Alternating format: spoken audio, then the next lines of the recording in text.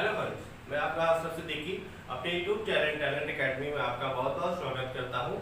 आज मैं आपके लिए बहुत ही एक अच्छा टॉपिक क्लास 10 का chapter 3 linear equation in two variable. आपका जो चैप्टर का नेम है linear equation in two variable, ये हम लोग लेके आए हैं। तो आइए देखते आइए स्टार्ट करते हैं हम लोग क्या होता है linear equation in two variable. तो जैसा कि नाम है लीनियर इक्वेशन, किसको कहा जाता है?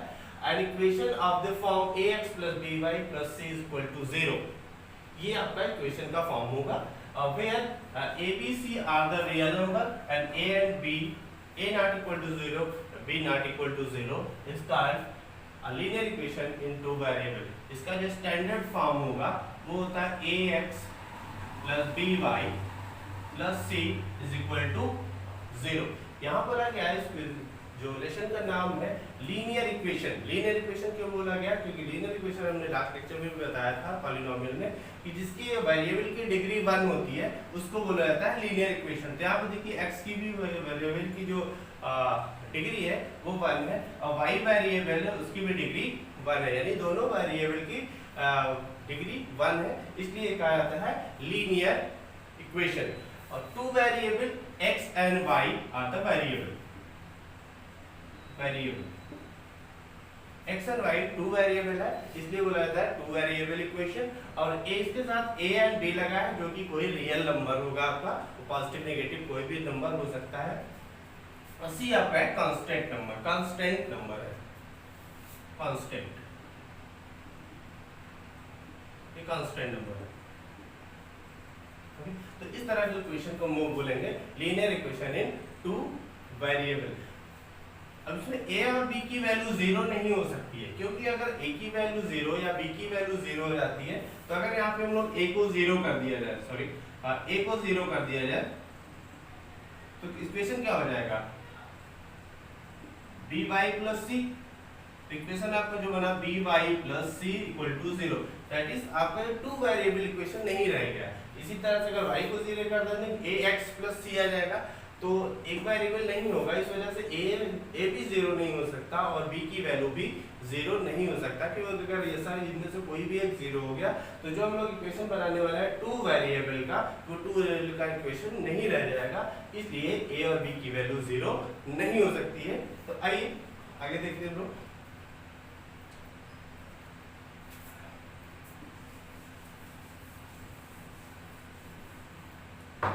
हम लोग मानते हैं कि कोई इक्वेशन है, उसकी वैल्यू क्या होती है? Value of equation, value of equation, value of equation, value of equation वो एक वैल्यू होगी जो उस इक्वेशन में अगर उस वैल्यू को पुट कर दिया जाए तो उस इक्वेशन को सेटिस्फाई कर जाए, यानी कि उसकी वैल्यू 0 हो जाए, या जो भी इक्वल टू में दिया है वो अगर उसको सेटिस्फाई करता है तो उसको कहते हैं वैल्यू ऑफ इक्वेशन। सपोज मैं कोई इक्वेशन ले लेते हैं हम लोग, सपोज मान लिया x minus y equal to 2। Suppose equation दिया हुआ, तो इसमें x और y की ऐसी कौन सी वैल्यू है जिसको रखने पर ये x और y इस वैल्यू की वैल्यू 2 हो जाए, यानी x की वैल्यू क्या रखा जाए, y की वैल्यू क्या रखा जाए कि इसकी वैल्यू 2 हो जाए। तो यहाँ पर हम लोग अगर हिडन ट्रायल मेथड से देखें तो x की वैल्यू अगर 6 ले लिया जाए और y की वैल्यू 4 ले लिया जाए तो ये रिजल्ट में आपका 2 आ जाता है, यानी कि x equal to 6 and y equal to 4 is the value of this equation. तो x की वैल्यू 6 हो गया, y की वैल्यू 4 हो गया, तो ये वैल्यू 2 आ जा रही है। तो इस तरह जब हम किसी भी इक्वेशन में इस वैल्यूज को रख देंगे तो x equal to 6 and y equal to 4 is the value of this equation. इसी तरह से किसी भी इक्वेशन को हम लोग अगर सॉल्व करेंगे तो इस इक्वेशन को अगर वो सेटिस्फाई कर रहा है तो कहा जाएगा कि वैल्यू ऑफ इक्वेशन, यानी कि उस इक्वेशन की वो वैल्यू सेटिस्फाई कर रहे हो। जैसे हम लोग कोई इक्वेशन ले लेते हैं, मान लीजिए सपोज हम लोग के पास इक्वेशन है 2x plus 3y, 2x plus 3y is equal to 16, और दूसरा इक्वेशन है x minus 2y equal to 1। ये इक्वेशन है और इसमें शो करना है कि x equal to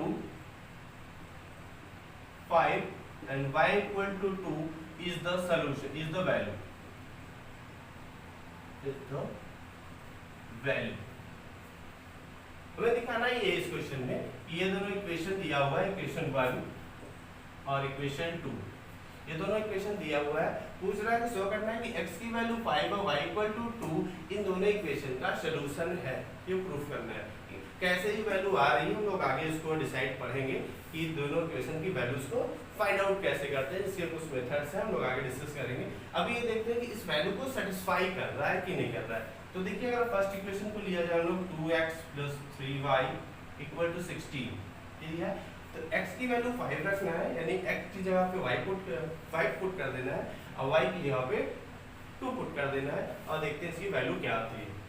अगर हम यहाँ पे पुट इस वैल्यू को पुट कर दिया जाए तो लिखते हैं 2 into x की वैल्यू 5 प्लस 3 y की वैल्यू कितना है 2 इक्वल टू व्हाट, तो 5 2 are 10 plus 6 equal to 16, left LHS equal to RHS। ये दोनों वैल्यू सेटिस्फाई कर रहे हैं, यानी कि जो वैल्यूज इक्वेशन में रखने पे सॉल्व उसी इक्वेशन को सेटिस्फाई कर जाए उसको हम लोग बोलेंगे वैल्यू ऑफ द सॉल्यूशन। दूसरा सेकंड क्वेश्चन को इस तरह से हम लोग वेरीफाई करके चेक कर लेते हैं कि x - 2y = 4, x - 2y = 1, x की वैल्यू 5, 2 y की वैल्यू 2, तो 5 - 4 1, ये भी सेटिस्फाई कर गया। इसका मतलब है कि x = 5 और y = 2, ये वैल्यू दोनों ही इक्वेशन को सेटिस्फाई कर रहा है। तो जब किसी दोनों इक्वेशन को सेटिस्फाई करेगा तो इन दोनों इक्वेशन को साइमल्टेनियस इक्वेशन बोला जाता है। क्या बोला जाता है? Simultaneous equation. ओके, चलिए आगे हम लोग देखते हैं क्या क्या कंडीशंस हो सकते हैं इक्वेशंस के।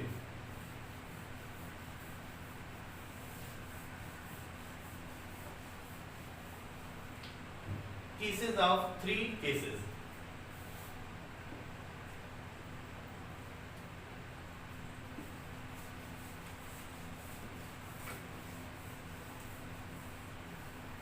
Three cases.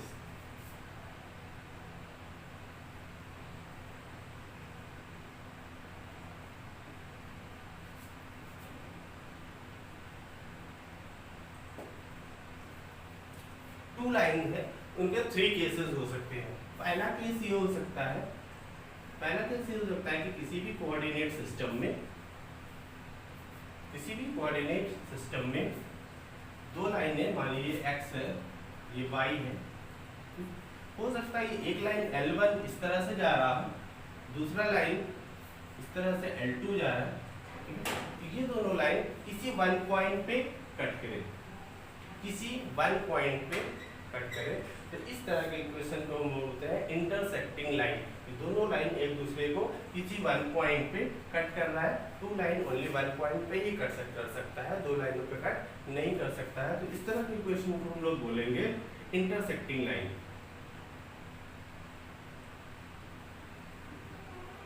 इंटरसेक्टिंग लाइंस,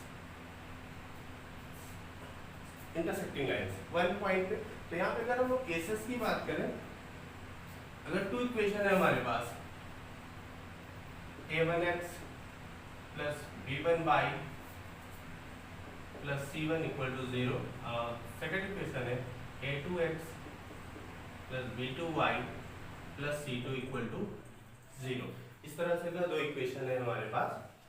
तो इसमें जो केस बनेगा, फर्स्ट केस में क्या हो सकता है कि a1/a2 not equal to b1/b2। अगर ये इक्वेशन आ जाता है कि a1/a2 not equal to b1/b2, तो वहां पे आपका इंटरसेक्टिंग लाइन होगी, यानी कि दोनों लाइन किसी वन पॉइंट पे कट कर रहे होंगे। और जिस पॉइंट पे कट कर रहे होंगे, ये मान लिया अगर x1 y1 पॉइंट पे अगर कट कर रहा है, तो ये x1 y1 is the solution of the question. ये x1 और y1 इस दोनों लाइन का इक्वेशन आएगा। जैसे हमने भी दो इक्वेशन का एक ही पॉइंट सेटिस्फाई कराया था, तो वो इंटरसेक्टिंग लाइन था क्योंकि वन सॉल्यूशन इसका आ रहा था। तो ये वन सॉल्यूशन है, ठीक है। x1 y1 जहां पे कट कर रहा है, ये आपकी इक्वेशन की वैल्यू, सॉल्यूशन।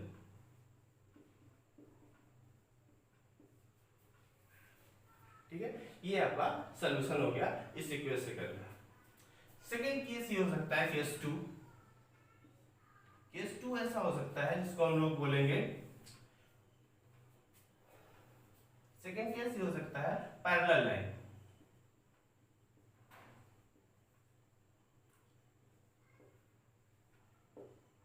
सेकेंड केस ऐसा हो सकता है कि लाइनें आपस में पैरेलल हो। पैरेलल होने का क्या केस है कि अगर कोई कोऑर्डिनेट सिस्टम में है, एक लाइन इस तरह से जा रही है, एक लाइन इस तरह से जा रही है, तो पैरेलल लाइन कभी भी एक दूसरे को कट नहीं करती है। तो हमने बताया कि किसी भी सोल्यूशन तब मिलेगा जब वो लाइनें कट कर रही है, यानी कि नो सोल्यूशन। जहां पे हम लोग कहेंगे नो सोल्यूशन, तो L1 line, this is L2 line, two लाइनें हैं जो एक दूसरे को पैरेलल चली जा रही, कहीं भी कट नहीं कर रही हैं, यानी कट नहीं कर रही हैं, इसका मतलब कि नो सोल्यूशन।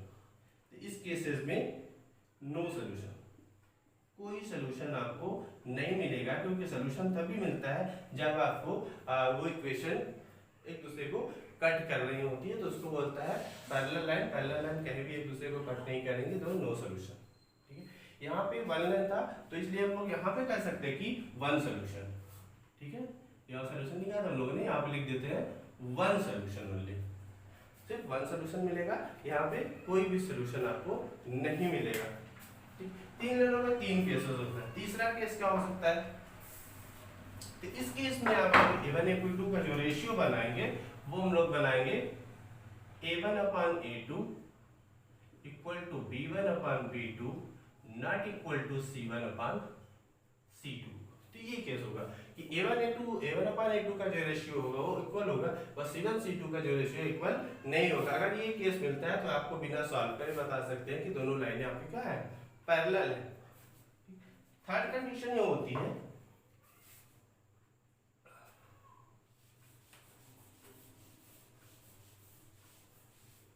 आपका जो थर्ड केस होगा, case 3,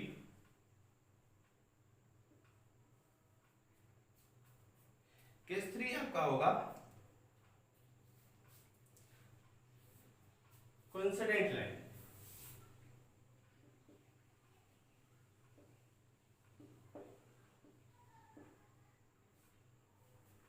coincident lines, coincidence line क्या होता है, कोइंसिडेंस यानी कि दोनों लाइन एक दूसरे पे ओवरलैप कर जाए, यानी कि जो लाइनें एक दूसरे के ऊपर ओवरलैप कर जाए, यानी कि सारे पॉइंट्स कॉमन हो। मान लीजिए एक लाइन आपकी L1 है, L1 एक लाइन L1 है, दूसरी लाइन एक और L1 है इसी पे L2, यानी दोनों ही लाइन एक ही लाइन को रिप्रेजेंट कर रहे हैं L1 L2, यानी कि इसमें जितने भी पॉइंट है हर पॉइंट पे कट कर रहा है। यहाँ भी कट कर रहा है दोनों लाइन, इस पॉइंट पे भी दोनों लाइनें कट कर रही हैं, इस पॉइंट पे भी दोनों लाइनें कट कर रही हैं, इस पॉइंट पे भी, इस तरह से बहुत सारे पॉइंट्स पे लाइनें, तो दोनों लाइनें आपस में एक दूसरे को कट कर रही हैं, जिसको हम लोग ओवरलैपिंग लाइंस या कोइंसिडेंट लाइंस कहा जा सकता है, जिसमें इनफाइनाइट सोल्यूशन है।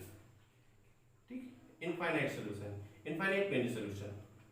ठीक है, इसको बोलेंगे हम लोग इनफाइनाइट मेनी सोल्यूशन। तो इसके बहुत ढेर सारे सोल्यूशन होंगे, कोई लिमिट नहीं है कि कितने सोल्यूशन, वो डिपेंड करेगा कि लाइन कितनी लंबी है, उतने ही जितने पॉइंट्स उतने सोल्यूशन। तो इसको फाइंड आउट करना बहुत सारे। इस केस में क्या होता है कि A1 upon A2 equal to B1 upon B2 equal to C1 upon C2, यानी कि सारे को सॉल्यूशंस सेम है, तो इसका मतलब है कि दोनों लाइनें सेम को रिप्रेजेंट करनी है, यानी कि A1 A2 और A1 A2 upon B1 upon B2 upon C1 upon C2, तीनों की वैल्यू क्या होगी, इक्वल होगी, क्योंकि लाइनें एक ही है तो ये तीनों इक्वल होगा। पैरेलल के केस में A1 A2 तो इक्वल होगा पर C1 अपॉन C2 इक्वल नहीं होगा। फर्स्ट केस में हम लोग A1 upon A2 not equal to B1 upon B2। ठीक है, इससे हम लोग क्या बोलते हैं, कंसिस्टेंट लाइन, यानी कि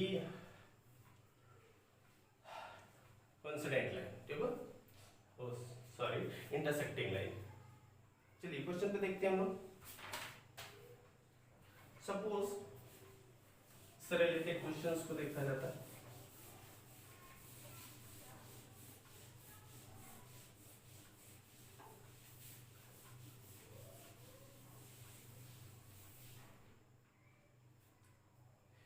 हमारे पास एक इक्वेशन है, इक्वेशन है आपका x plus 2y equal to 3। Second equation है 4x plus 3y equal to 2। Equation 1 and this is equation 2। ये तो इक्वेशन है, इन दोनों इक्वेशन को हमें ग्राफिकली सॉल्व करना है कि ग्राफिकली सॉल्व करिए ये लाइन पैरेलल है, कंसिडर या कंसिस्टेंट है या इनकंसिस्टेंट, यानी कि पैरेलल है कि इंटरसेक्टिंग है या कंसिस्टेंट है। ओके, ठीक है। तो यहाँ पे हम लोग सबसे पहले ग्राफ बनाएंगे। उस दिन हम लोगों ने ग्राफ बनाने का सीखा था पॉलिनोमियल में। तो यहाँ पे देखिए, अगर हम लोग सिंपली जो फॉर्मूला बताया था a1/a2 b1/b2 c1/c2, वहां से हम लोग इसको इजीली फाइंड कर सकते हैं। तो देखते हैं यहाँ पे a1 की वैल्यू कितना है। a1 की वैल्यू आपकी 1 है और b1 की वैल्यू 2 है एंड c1 की वैल्यू -3, क्योंकि ये वैल्यू इस साइड आएगा तो ये माइनस में हो जाएगा, ये भी इस साइड आएगा तो ये माइनस में हो जाएगा। सपोज इस इक्वेशन को हम लोग दिखा लेते हैं। इस इक्वेशन को अगर ऐसे लिख लिया जाए x + 2y - 3 = 0, और इसको लिख लेंगे 4x + 3y - 2 = 0। इस तरह से इक्वेशन को हम लिख सकते हैं। तो c1 की वैल्यू -3। इसी तरह से a1 की वैल्यू, a2 की वैल्यू आ जाएगी आपकी 4, b2 की वैल्यू आ जाएगी 3 एंड c2 की वैल्यू आ जाएगी -2। तो a1/a2 की वैल्यू अगर निकालना है, a1/a2 केसेस निकालते हैं, कौन सा केस में आता है। तो a1/a2 इज 1/, ठीक है। फॉर्मूला क्या लिखते हैं हम लोग, a1/a2 b1/b2 एंड c1/c2। ये तीनों वैल्यूज हम लोग लिखेंगे और फिर ये तीनों वैल्यूज हम लोग लिखेंगे और फिर देखेंगे कि कंडीशन क्या बन रही है। तो देखते हैं, a1 की वैल्यू लिखेंगे 1/4, b1/b2 एंड 2/3, c1 की वैल्यू -3/2। अब देखिए क्या केस बन रहा है। This is not equal, this is not equal और this is equal, this is equal value. तो यहाँ पर हम लोग देख रहे हैं कि 1/4 not equal to 2/3 and equal to 3/2। तो ये केसेस आपका, ये कौन सा केस आ रहा है, फर्स्ट केस आ रहा है कि a1/a2 not equal to b1/b2। तो फर्स्ट केस से फॉलो कर गया तो आगे देखने की जरूरत नहीं है। इसका मतलब ये कौन सी लाइन है, intersecting line, intersecting line, intersecting line होगा। यहां से पता चल गया। अगर हम लोग का ग्राफिकली फाइंड करना है कि ये ग्राफ कैसा बनेगा, तो हम लोग ग्राफ से भी इसको करके देखते हैं।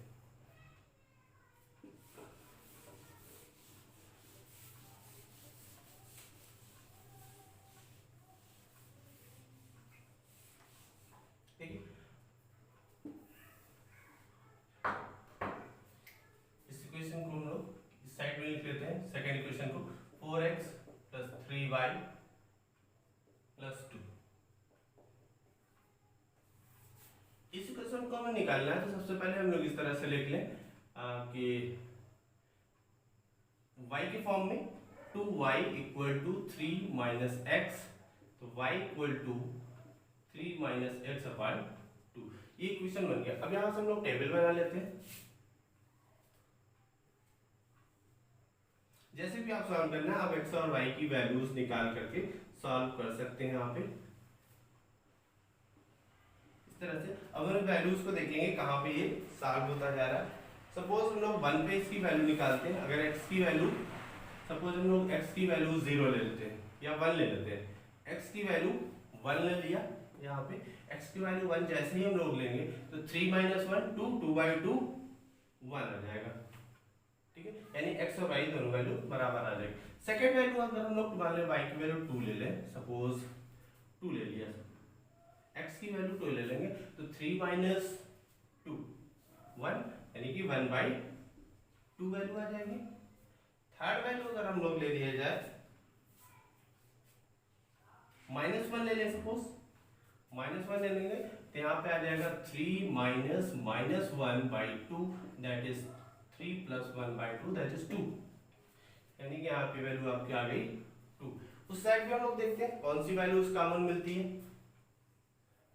इसको हम लोग लिख सकते हैं 4x 3y = 2 - 4x, 3y = 2 - 4x minus 4x divided by 3, ये लिख सकते हैं हम लोग। यहाँ से भी टेबल की वैल्यू निकालते हैं और देखते हैं कौन सी वैल्यू कॉमन होती है हम लोगों की। x, this is y।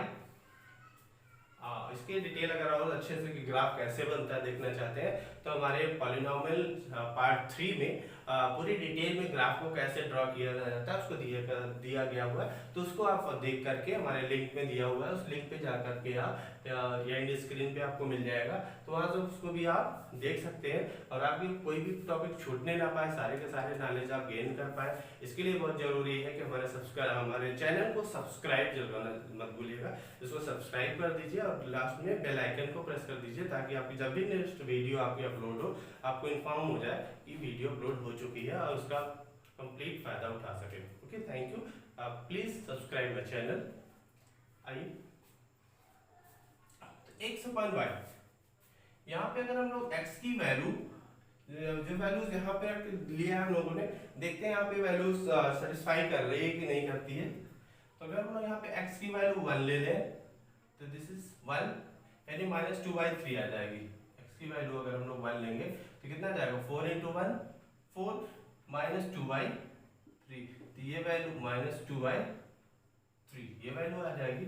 अगर सपोज हम लोग वैल्यूज 2 ले लेते हैं, ठीक है, वैल्यूज हम लोग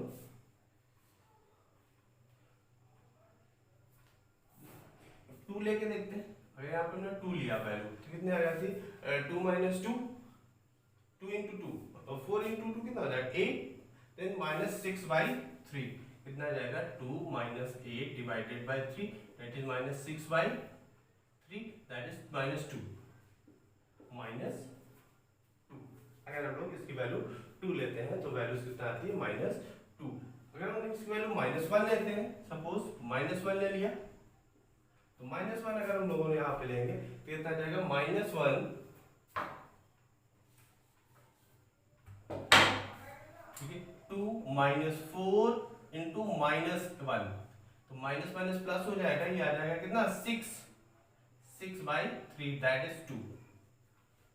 ओके, ये आ जाएगा 2। तो हम लोग x की वैल्यू जब हम लोग 1 लेते हैं तो इसकी वैल्यू कितने आती है 2 आ जाती है। अब देखिए यहाँ पे ये पॉइंट -1 का मान 2 ये दोनों सेम, x और y की वैल्यू दोनों सेम है, इसका मतलब इसी पॉइंट पे वो ग्राफ कट करेगा। देखिए ड्रॉ करके देखते हैं।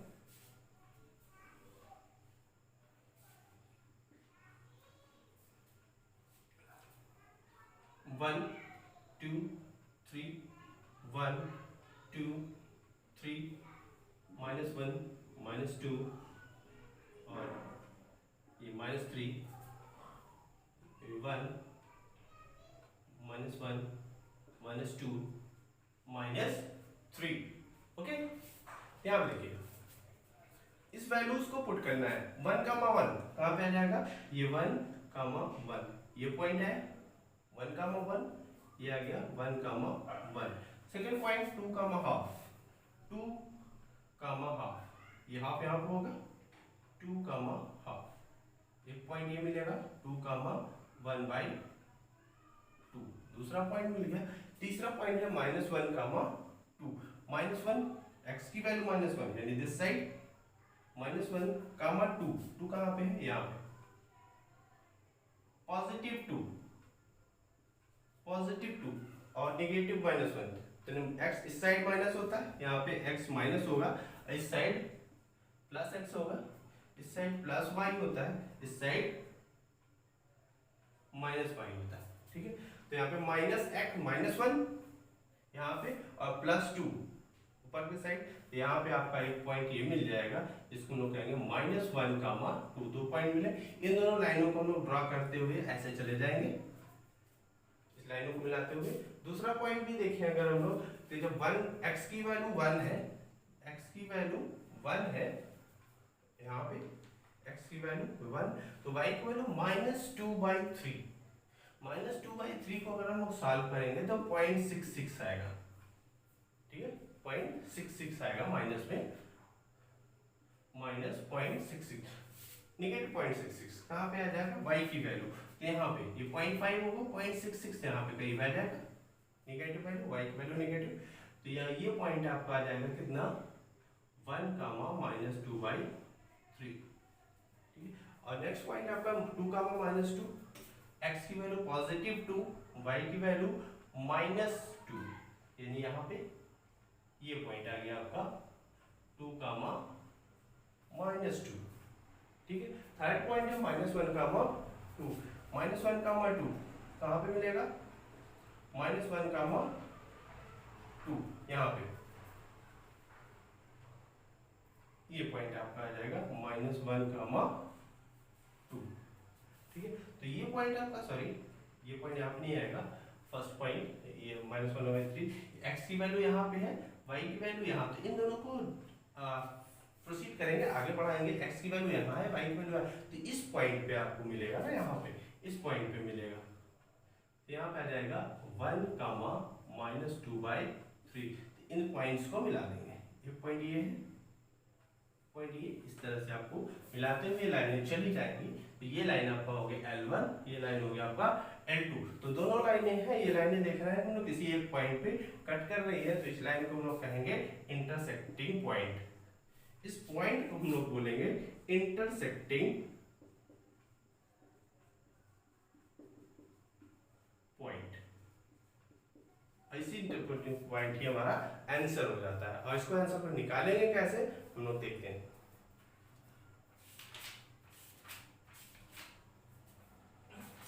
इस तरह से आप सारे इक्वेशंस को आप बना सकते हैं, जो सॉल्यूशन को सॉल्व कर सकते हैं, और उसकी वैल्यूज कैसे निकालना है उसको देख सकते हैं, ग्राफ कैसे बनाना है उस ग्राफ को देख सकते हैं। विदाउट ग्राफ भी आप सॉल्व करके a1/a2 = b1/b2 = c1/c2, ये तीन कंडीशन है, तीनों कंडीशन से आप नेचर ऑफ द लाइन, यानी कि लाइन का नेचर कैसा है, लाइन के नेचर 3 टाइप के हो सकते हैं। एक इंटरसेक्टिंग लाइन जिसमें दोनों एक लाइन कट कर रहा होगा, पैरेलल लाइन, दोनों लाइनें कहीं भी पैरेलल जा रही, कहीं भी कट नहीं कर रही, इसका मतलब कोई भी सोल्यूशन नहीं होगा। और दूसरा कोइंसिडेंट लाइन होता है, जहाँ पे लाइनें एक दूसरे के ऊपर ओवरलैप कर रही हैं, तो वहाँ सारे हर पॉइंट को टच कर रही हैं, यानी इसका मतलब बहुत सारे आंसर होंगे, क्योंकि हमने बताया कि जिस पॉइंट को कट करता है उतने आंसर होते हैं। जब हर पॉइंट पे कट कर रहा है, ढेर सारे पॉइंट पे कट कर रहा है, यानी कि बहुत सारे आंसर है, तो वहाँ पे क्या हो जाएगा, ओवरलैपिंग का केस हो जाएगा, तो बहुत सारे सोल्यूशन होंगे। ओवरलैपिंग का केस में क्या होगा, सारे a1/a2 = b1/b2 = c1/c2। इस तरह से आप इक्वेशन के जितने भी एक्सरसाइजेस हैं एनसीईआरटी के, आर.एस. अग्रवाल की, आप उसको यूज करके सॉल्व कर सकते हैं और पूरा फायदा उठा सकते हैं। नेक्स्ट टाइम पे हम लोग देखेंगे कि इन इक्वेशंस को हम लोग 3 मेथड्स है हमारे पास, substitution method, cancellation method and cross multiplication method, इन तीनों मेथड को हम लोग अच्छे से देखेंगे, ये तीनों किस्म क्या है, और उससे रिलेटेड क्वेश्चन भी करेंगे। आइए हम लोग यहाँ क्वेश्चन और देख लेते हैं।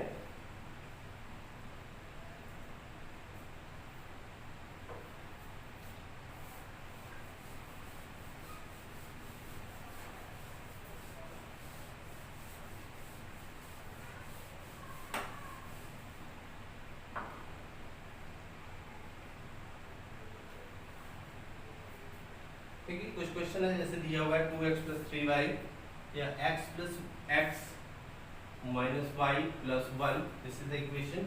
Okay, x + y = 1 = 0। Second equation है आपका 3x + 2y - 12 = 0। ये चेक करना है कि इन दोनों इक्वेशन का नेचर क्या है, nature of equation, nature of